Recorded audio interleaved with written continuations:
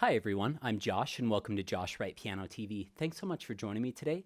I'd like to discuss a little pedaling trick that I use when I am shifting from one very loud dynamic to a very soft dynamic, and I only have one pedal change between those. I remember seeing this in the Schumann Sonata in G minor during my doctoral studies, which is where I originally kind of came up with this idea for how to fix this issue. There are two very bad solutions, which I'm going to show you. And I was teaching the Brahms Rhapsody in G minor the other day, Op.79 No.2, and there, sure enough, is another example of this. So this is the Rhapsody. Wonderful piece. I remember playing it. I think I was maybe 12 years old when I played this last. It's been a long time, and I really love this piece. There's this very resolute section, okay? And at the end of that resolute section, you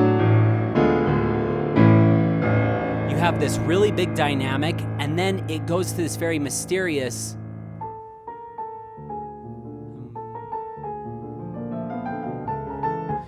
section.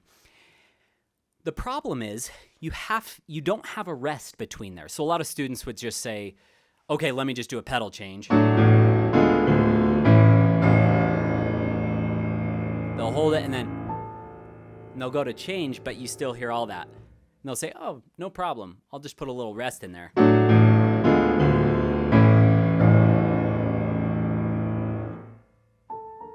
First of all, Brahms didn't write the rest there. Second of all, it totally kills the shifting mood. So how can we fix that issue? What I came up with for the Schumann Sonata, there was a place very similar where I had to go from really loud to very soft, and it certainly works in this instance, and it should work in any instance that you have this situation of these extremes of dynamic changes with no break in between and with one pedal change to completely change your character, is we're going to use the far right pedal, the damper pedal, and hopefully you can see those dampers lifting up and down. I'm not going to do a pedal cam. It's super ugly down here with all these chords, so you can leave all your complaints in the comments section below, but hopefully you can see that the damper pedal working. The far right pedal is your damper pedal. What it does is it lifts those dampers off, the little pieces of felt that cover the strings to keep them silent, so that the strings can resonate.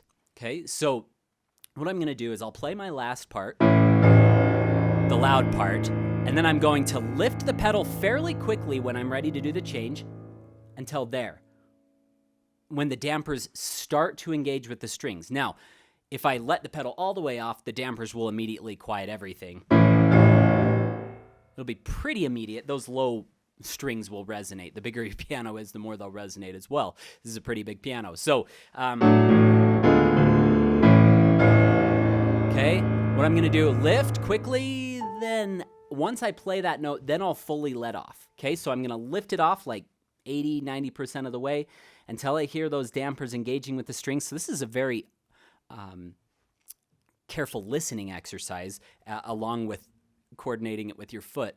You let those dampers come back down by lifting your pedal up until they start to engage with the strings. Then you play your note. So most of the sound has already dissolved. And then as soon as that note's down, then you fully let the pedal off. What that does is that eases that pedal change. So it's not abrupt, but the pedal is also not muddy. Again, these would be the two bad examples.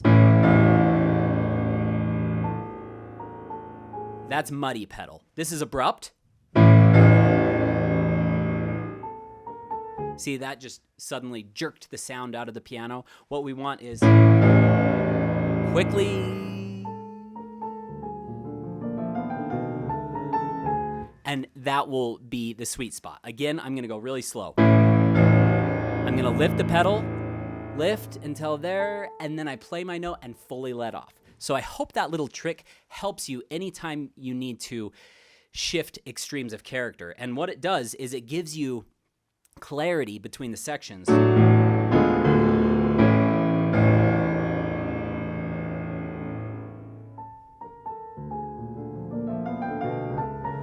And I put the soft pedal down for that. This is without soft pedal.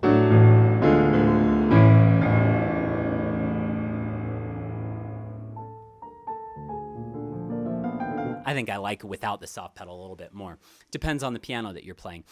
If any of you have enjoyed this video, I would truly appreciate if you would subscribe to this channel and like or share this video if you found it helpful. That helps the channel to grow.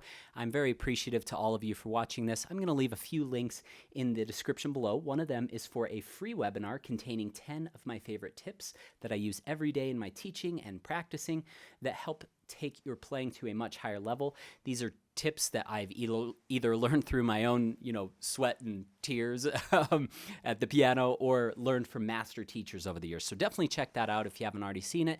I'll also link a couple of my paid courses in the description below if you want to go even deeper than this YouTube channel covers, really deep into repertoire and exercises.